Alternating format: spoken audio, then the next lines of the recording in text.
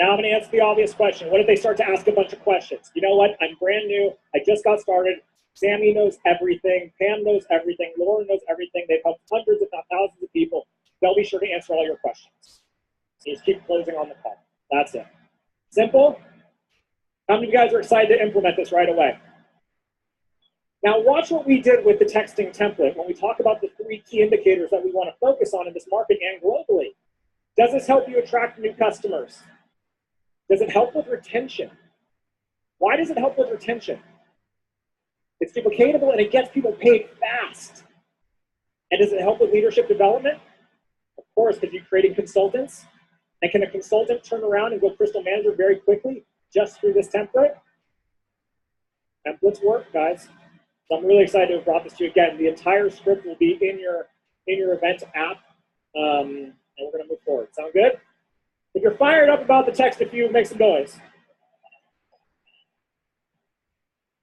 All right.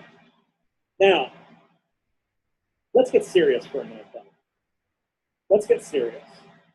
What's it really take to build a long-term sustainable business? Does it take a couple of customers sharing, or does it also take some real partners? Real partners.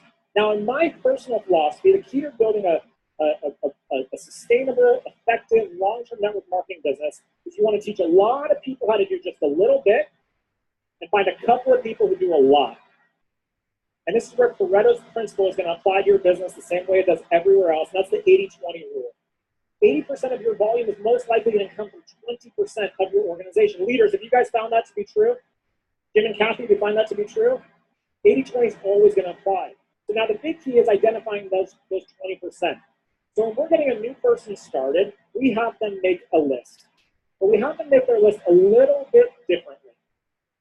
We want you to list out the character traits of the type of people that you want in your business. The character traits: integrity, transparency, hardworking, entrepreneurial. Now, why do we want to write down those character traits? We want to write down those character traits because as soon as they then write down their list of 10 actual names, if someone on the list doesn't have the character traits, they come off the list. How many of you have somebody that you can think of right now that's amazing at sales, but you question their character? Amazing at sales, but you question their character. And you're willing, I've seen this all the time, we're willing to sacrifice our core values because we think, oh my God, they'd be amazing, they'd kill it, they would blow up my business.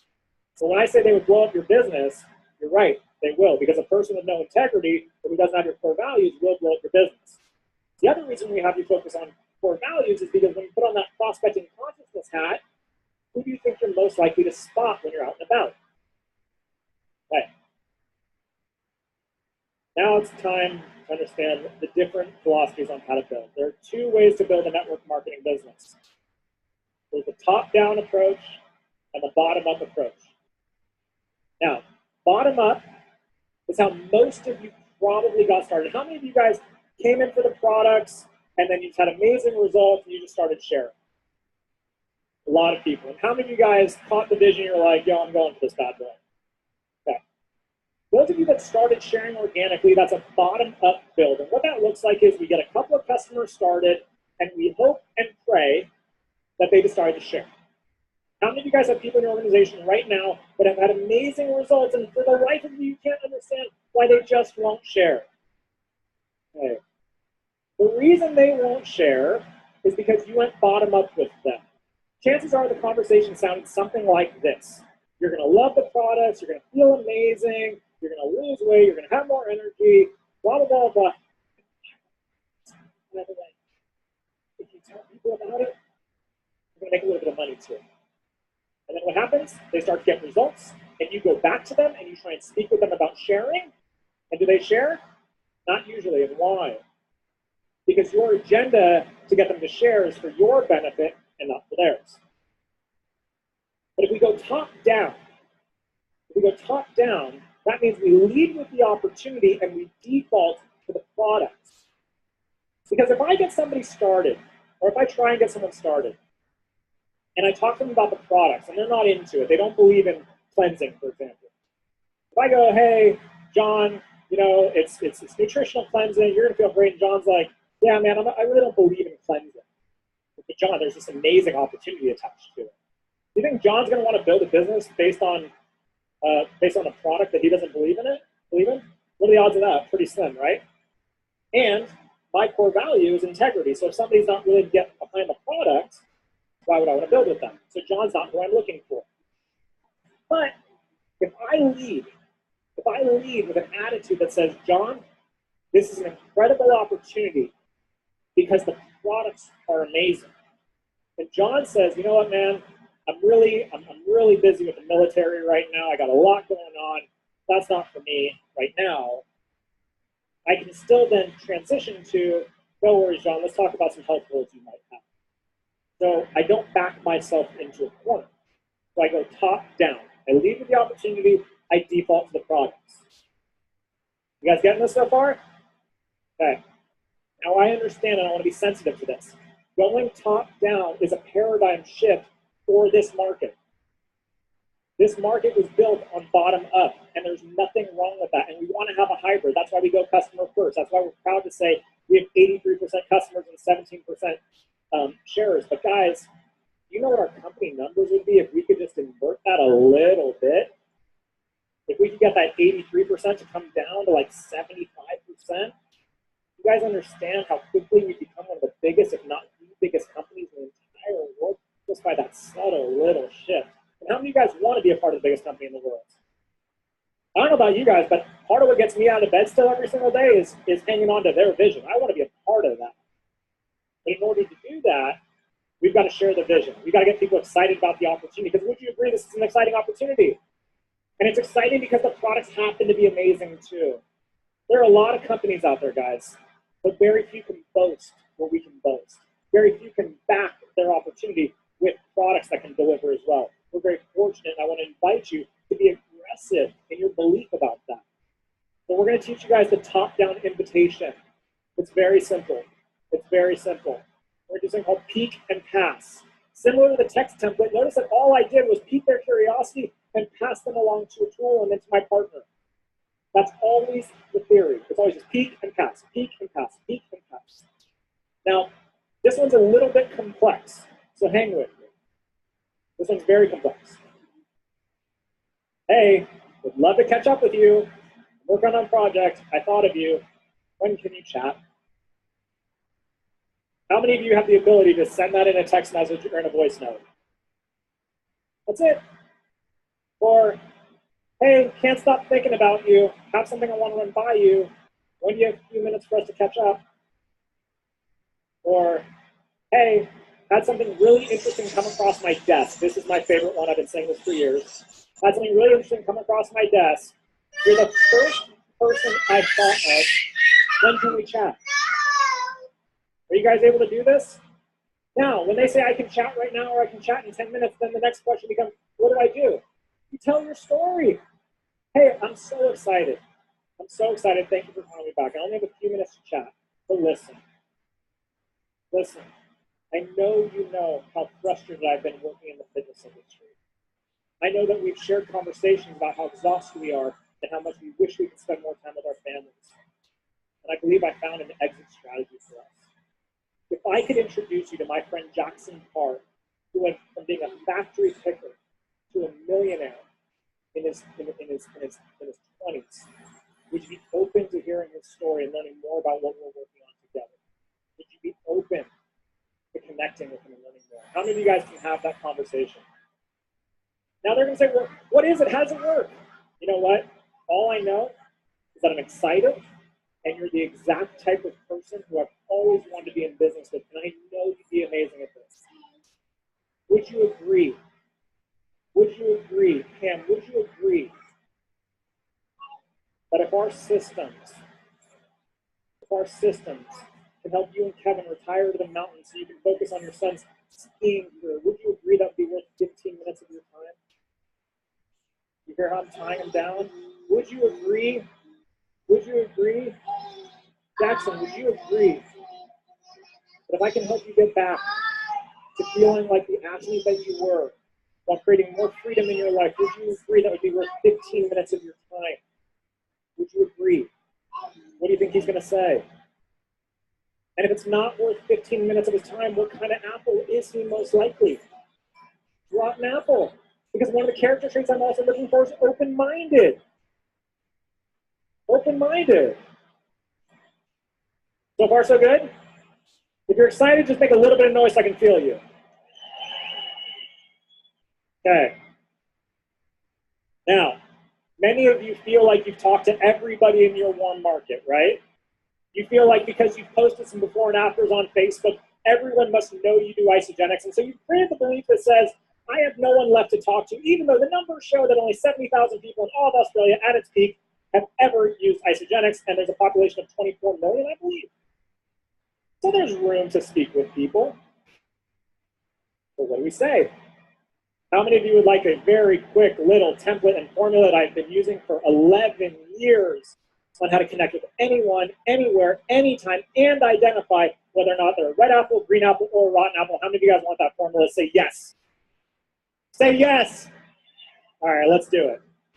Now, before we go into the cold market, what we have to remember is there's no such thing as a cold market. There are only friends that you haven't met yet. There's no such thing as a cold market. There are only friends that you haven't met yet. Now, I have a personal mantra that I learned from a success coach years and years ago, and I just loved it. And he helped me create this affirmation. And to this day, I carry this belief with me. And the belief goes like this. I believe everybody wants to be in business with me, and I believe everybody wants to be my friend. Paul J. Myers, one of the original success coaches with Jim Rohn and Zig Ziglar and guys like that, and I listened to his CD. He said, I believe everybody wants to be in business with me. I believe everybody wants to be my friend. So when I'm out and about in the market and I carry that energy, do you think people are going to be attracted to me? Is everyone going to be attracted to me? No. No, they're not. No, they're not. And I'm not looking for everybody. But I carry a deep-seated belief that everyone wants to be in business with me and everyone wants to be my friend. And what that does is it gives me a confidence. It gives me a posture. It gives me a desire to want to provide value in people's lives. And then I go to work on practicing. And I practice this. It's called past, present, future. How many of you have found yourself in a restaurant, at a party, at a wedding event, whatever it may be, and you see somebody and you're like, oh man, they'd be amazing. How many of you guys have had that experience? How many of you guys can think of people in your life right now? You're like, they'd be amazing. Well, you can use this for any market that you're in. You look at them and go, ah, they'd be amazing. And you go, oh, they. And instead of speaking with them, you decide not to. How many of you guys have had that experience? Sure. So I'm just going to give you a very simple formula. Now, I do this with everyone because it's just second nature to me now. We practice it everywhere we go.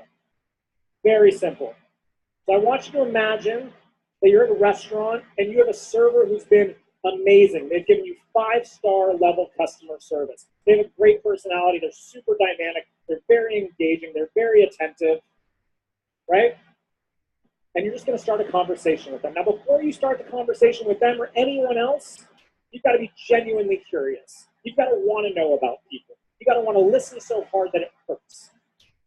Because the only way you can be a real entrepreneur is by solving problems. The only way you can solve problems is by asking questions. And the only way you're going to ask questions is if you actually care enough about somebody to ask them about them and about their lives.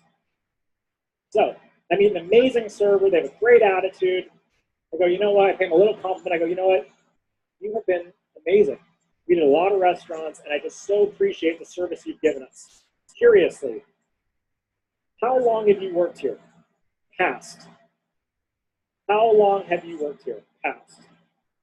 And the server's going to say something like, well, I've been here for like 2 or 3 years, right? I've been here for like 3 years. Okay. Wow. You must really enjoy it. Present. So, how long have you worked here? Past. Wow, you must really enjoy it. Present. Turn to your partner really quickly. Turn to your partner really quickly and just ask him, hey, how long have you worked here? Wow, you must really enjoy it. Okay, now bring it back to center. Come back. wow, you must really enjoy it. Now, most people are going to say one of a couple of different things. They might say something like, yeah, you know, it's okay, it keeps the lights on, it pays the bills. Or they might say something like, no, I can't stand my job, I hate it. Right? Or they might say, I love my job, I really love my job. No matter what they say, I'm going to ask future-based questions. So, now watch my facial expression and watch my body language. So can you see yourself working here for another 15 to 20 years? Can you see yourself working here for another 15 to 20 years? Now, what are most people going to say? God, I hope not. What if somebody says, yes, I absolutely see myself here for another 20 years, 30 years, I'm going to retire here, I got a great pension. Guess what? They're not who you're looking for. They're not. And that's okay.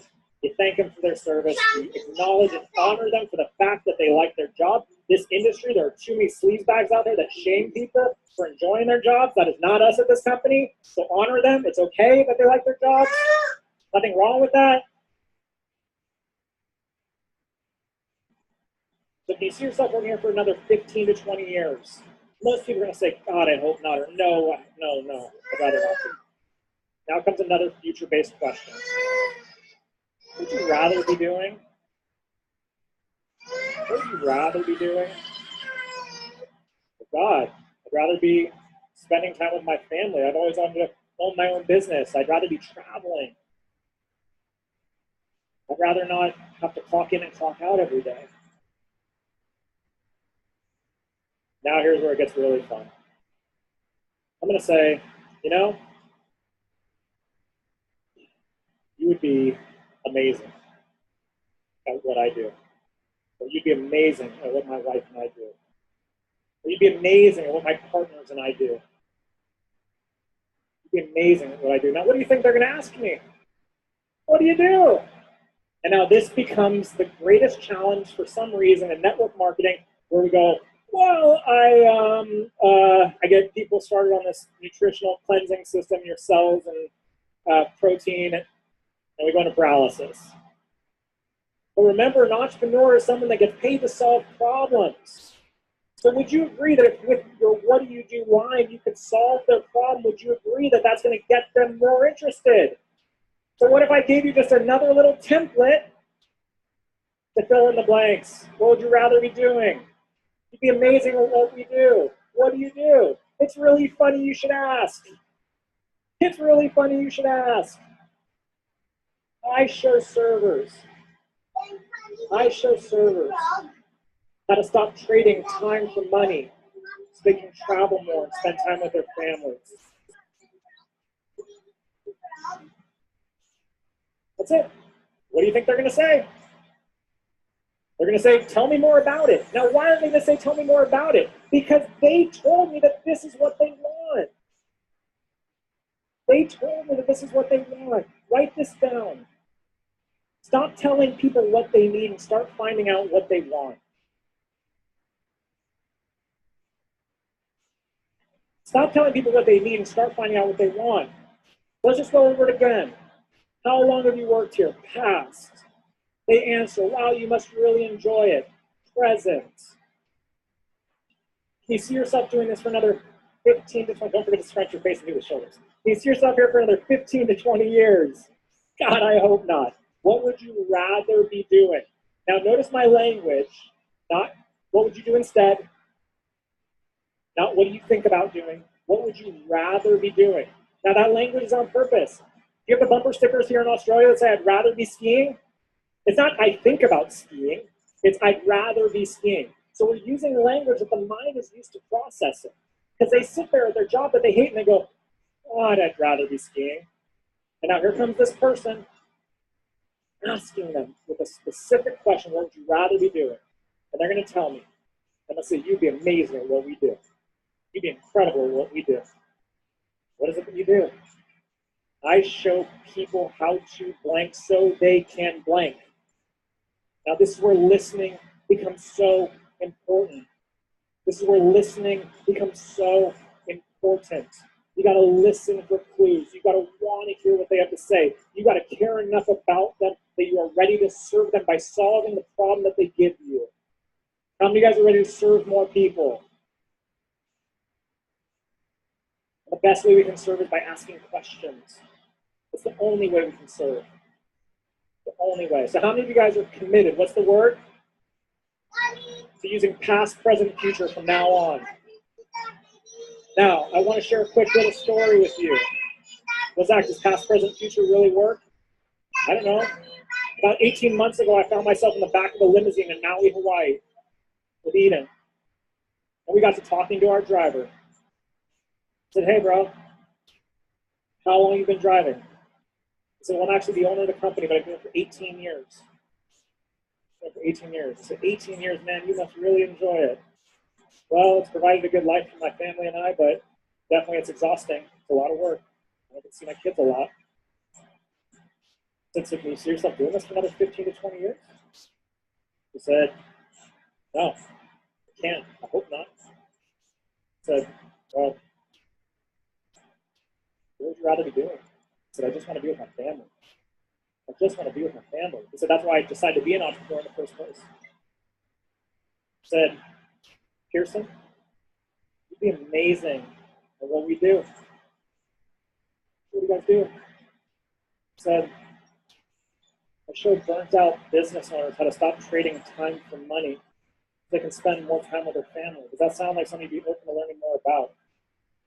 He said, no. He said, here's my credit card. I'm ready to get started. Now, Pearson and Christine Galisanow, who I met at Top Achievers in Maui, are now Top Achievers qualified. They've made over 6 figures in their business. They helped us increase our business significantly. Past, present, future. Past, present, future.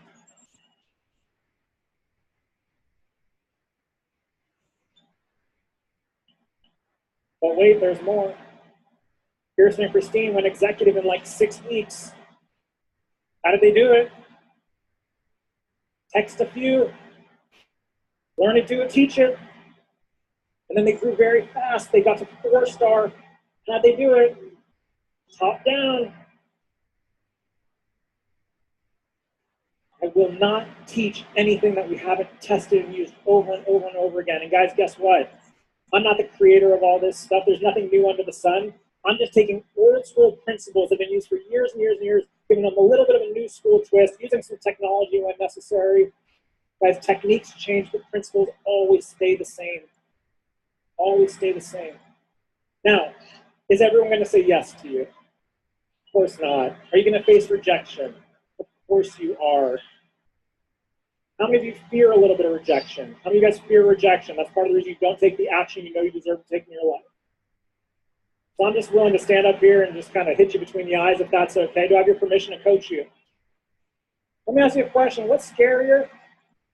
What's scarier? Is it scarier to have someone tell you no? Or is it scarier to look back on your life and find a little piece of crumpled paper that you wrote down one day at Celebration 2018 that you said was your why, and you didn't go for it? Which one's more painful? Which one's more painful? And then I want you to ask yourself another question. What would happen? Where would your life be right now today had somebody not had the courage to ask you to take a look at Isogenics? Where would your life be today? And when you get stuck in comparison mode, just ask yourself the question, am I really taking the action of the people that I'm comparing myself to? There will be challenges, there will be struggles, you will be told no. You will have the people closest to you tell you no. Your team will do that too. It's going to happen. But it's not going to happen to you, it's going to happen for you. And with that, I just want to leave you with a quick little story. There was a man who saw a cocoon on his porch. And inside the cocoon, he could tell that a butterfly was getting ready to hatch. And so the next day he came back and he just sat there and he stared at this cocoon. And he could see that there was a little hole. And he could see that the butterfly was scraping and challenging, picking and trying to get through. And the butterfly stopped. And the man thought, oh man, let me help the butterfly. So the man went inside and he got out a pair of little sewing scissors and he cut open the cocoon. Thinking, listen, you hear that? The butterfly fell out.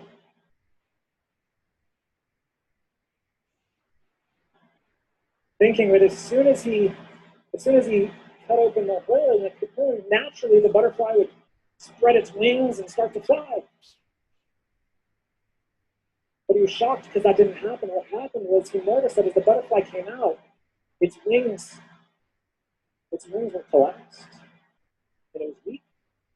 And it couldn't fly, and it just crawled around. And for days and days, the man watched the butterfly just crawl around, expecting it to take off. And the butterfly never did. The butterfly died. See, what the man didn't realize was that the reason the butterfly had to struggle is because when in a cocoon, the butterfly struggles because nature feeds fluid and forces blood to flow through the butterfly's wings so it can get strong. The struggle was necessary. Struggle's got to be embraced. Struggle doesn't mean that you're not going to make it. Struggle means that you're most likely headed in the right direction. So I just want to leave you with this. Yes, people are going to say no to you. Yes, you're going to come across a lot of rotten apples. Yes, you are. That I assure you. But please remember this. That the only people who will ever try and talk you out of a life of greatness are people who've talked themselves into a life of mediocrity. Thank you guys so much. I appreciate you. 15% concentrated.